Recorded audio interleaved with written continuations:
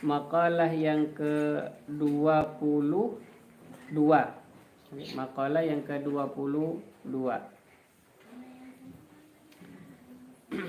An Umar radhiyallahu an, dari Sayyidina Umar radhiyallahu an,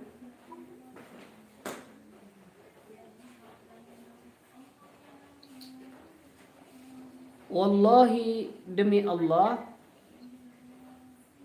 mabtulitu bibaliyatin, aku tidak digoda, tidak diberi ujian,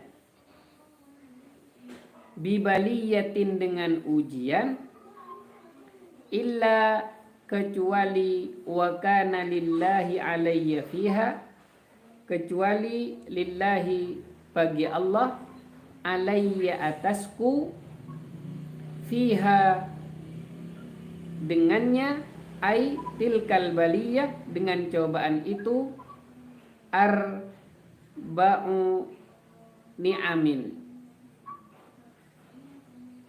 4 kenikmatan. Kata Sayyidina Umar, aku itu tidak diberikan ujian oleh Allah kecuali mendapatkan 4 kenikmatan.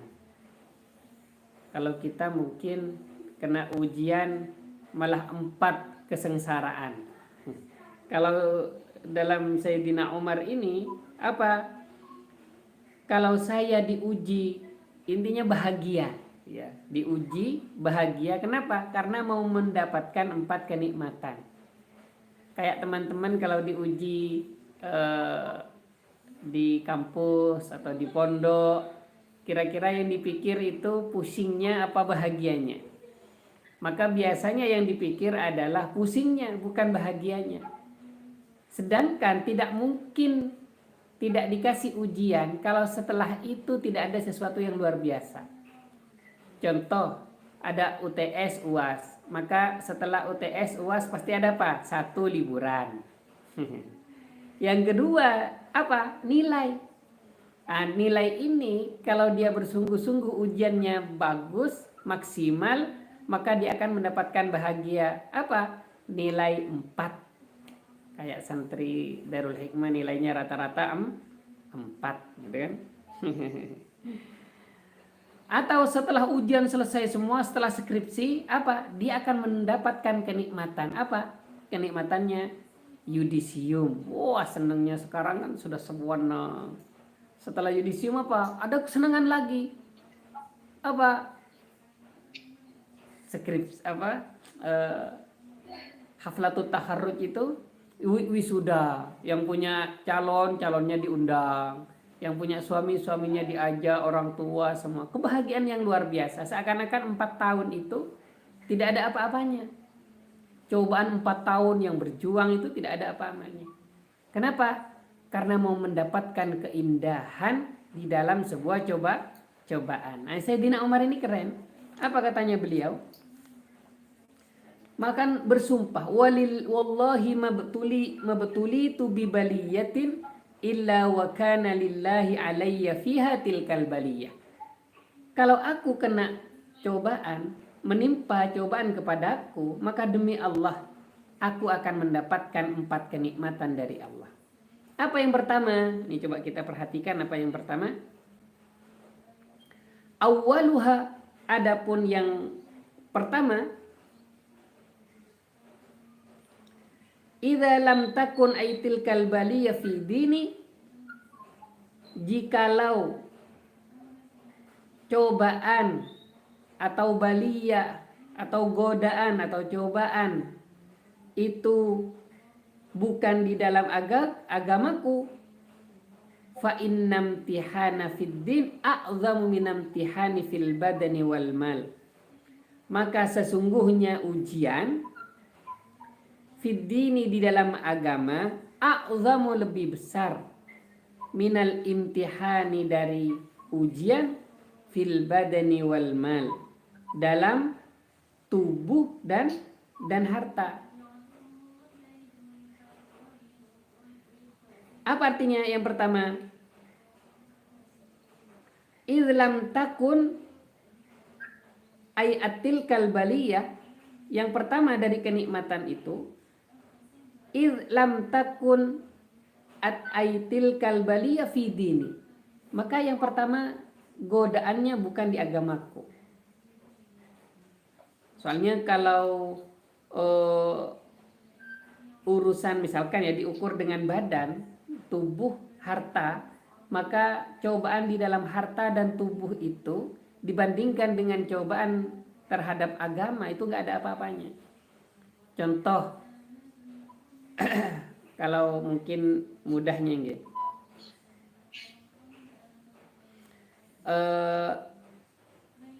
Kalau cobaannya dia tidak sholat, daripada dia kemudian mengerjakan pekerjaan yang berat sehingga dia meninggalkan sholat, kira-kira kalau santri Darul Hikmah meninggalkan sholat atau mengerjakan pekerjaan yang kantor atau ujian misalkan di kelas, milih mana? Sholat mau habis atau melanjutkan ujian yang di kelas?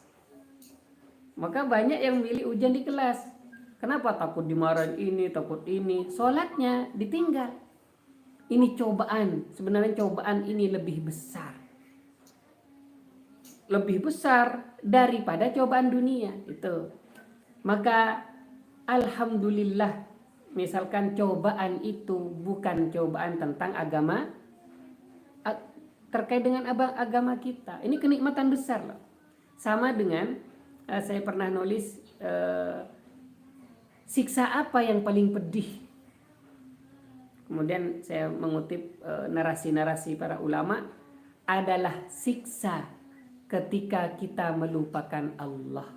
Lupa zikir, lupa sholat, lupa ngaji. Itu siksaan sebenarnya. Kenapa? Karena Allah lagi melupakan. Kalau yang lain siksa misalkan kena paku, tidak berniat kena paku ya, sakit, kemudian hilang ini hilang itu belum seberapa, kecil menurut sang ulama itu daripada kita kemudian tidak mengerjakan perkara-perkara yang diwajibkan oleh Allah. Maka ini sebuah kenikmatan, kata Sayyidina Umar, kalau cobaan itu tidak terkait dengan agama. Lam takun fi dini ay al-badiyah. Kenapa? Fa innal imtihana fi dini a'zamu minal imtihan fil badani wal mal. Maka untung itu ya. Kena cobaan masih untung. Kenapa? Tidak berhubungan dengan agama saja. Kalau berhubungan dengan agama itu lebih abot, berat. Nah, itu pertama. Yang kedua, wasani idh lam takun a'zamu minha. Atau cobaan itu lebih besar dari itu, ay min tilkal bali allati asabatni. Oh, masih bisa ngatasi itu cobaan yang mungkin sakit atau apa. Ternyata masih diperkuat oleh Allah. Oh, ini masih nikmat itu karena masih bisa mengatasi, masih di bawahnya. Wasalis illam takun muharrimur ridha ay mamnu'ur ridha. Yang ketiga, apa kata Sayyidina Umar? Apabila cobaan itu tidak menghalangi ridha Allah kepada kita, itu pasti masuk kenikmatan. Artinya cobaan-cobaan yang kita kena mungkin ya sehari-hari atau kehilangan ini, kehilangan itu masih biasa karena tidak terkait dengan mamnu'ur ridha itu. Biha ay bitil kalbali. Warabi, yang keempat, anni arjus sawab alaiha. Wah, kenikmatan apa kata Sayyidina Umar? Kalau sudah kena cobaan, kalau kemudian sabar, apa? Maka akan mendapatkan pahala.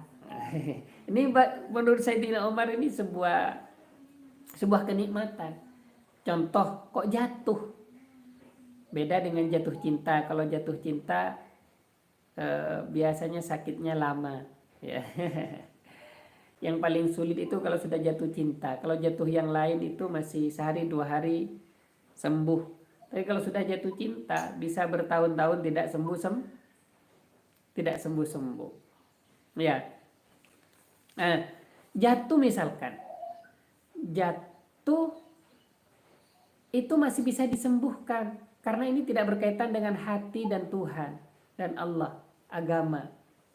Itu belum seberapa daripada kemudian meninggalkan perintah-perintah Allah, bantu oleh syaitan. Ayuhal ahibba, kita lanjut. Nah, maka kalau kena cobaan, ingatlah Sayyidina Umar. Dia malah bersyukur. Kenapa? Karena akan ada pahala yang akan diberikan. Dan setiap cobaan itulah, ya, saya hari ini